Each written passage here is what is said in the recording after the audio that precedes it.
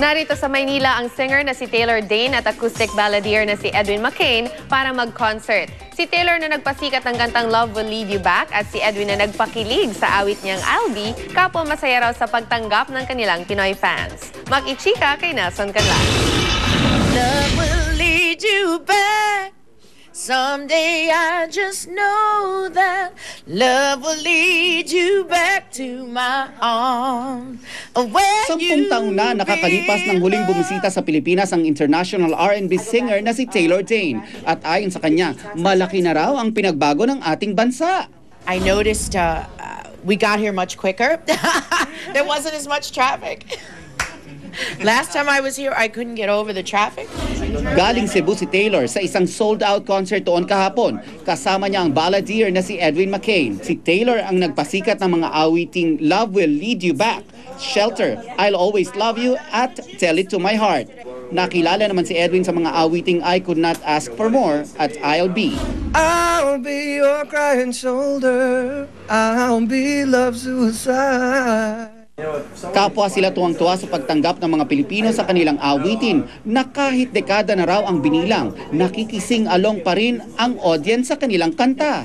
You see the children of the people that were 20 years old, and now they have kids now, 25 years, and these kids are singing it because their parents, that's what they heard when they were growing up. That's how it was for me. I have big plans to be here a lot. This is a beautiful place. I wish I was going to be here longer. What made it beautiful? What made it beautiful? Well, the people, first of all, everyone's been incredibly nice. Just really enjoyed meeting everyone, and everybody's friendly. Magtatanghal ang dalawa bukas sa Pasay kasama ang Pinoy R&B Prince na si JR. May tip pa nga si Edwin kay JR dahil dinidate muli nito ang kanyang ex-girlfriend na si Krista Kleiner. I think JR's on his way. As long as you do what you love and you love what you do, that's all that matters. Nelson Canlas, updated sa Showbiz Happenings. Tiyak na may bagong abangan ang Julie Elmo fans. Bibida kasi ang mga iniidolo nilang sina Julian San Jose at Elmo Magalona sa isang afternoon soap. Makichika kay Kata Tibayan. Hindi na lang sa Party Pilipinas mapapanood ang tambalan Julian San Jose at Elmo Magalona dahil pakikiligin na rin ng dalawa ang kanilang fans sa kanilang bagong Sunday afternoon soap na Together Forever. Challenge din for us to keep on doing what we're doing and to be closer to each other. Tsaka parang what do you call this? Parang it's another way of improving ourselves. At kahit komportable na sila Julie Elmo sa isa't isa, may kanya-kanya rin daw silang pangarap na makatambal someday. Ako talaga si Dennis Trillo talaga eh.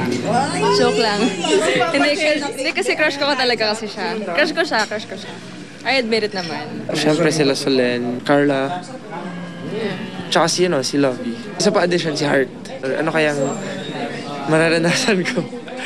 Katatibayan updated sa Showbiz Happenings.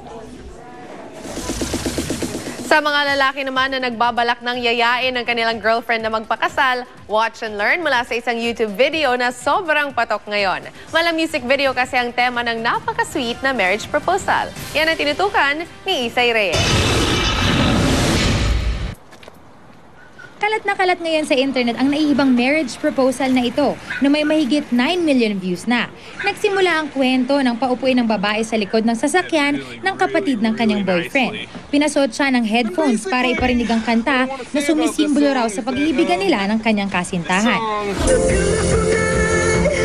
Sa saliw ng Marry You na kanta ng may dugong Pinoy na si Bruno Mars, isang live music video ang nasaksihan ng babae. Isa-isang lumabas sa mga kaibigan at kaanak ng babae at ang kanyang boyfriend at nilip-sync ang kanta. Hanggang parami na sila ng parami. At tila flash mob na may choreographed dance moves. Halata namang kilig na kilig ang babae. May mga nakihello rin sa pamamagitan ng chat.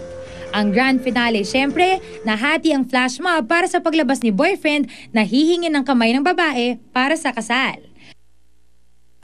You have already given me a lifetime of happiness. Will you let me spend the rest of my life trying to give you the same? Will you marry me?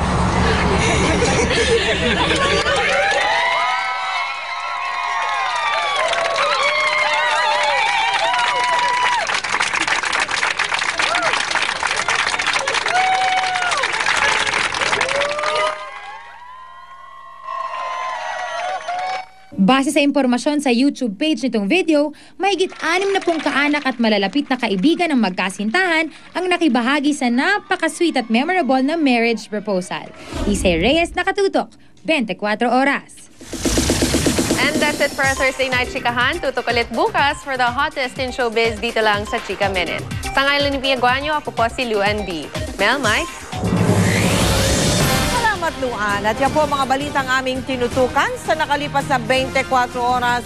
Maraming salamat sa inyong pagtitiwala. Mula sa tahanan ng katotohanan, ako po si Mel Tiangco. Ako po si Mike Enriquez, ito ang GMA. Walang kinikilingan, walang pinoprotektahan. Walang kasinungalingan, serbisyong totoo lamang. At dahil hindi natutulog ang balita, Nakatutok kami 24 oras.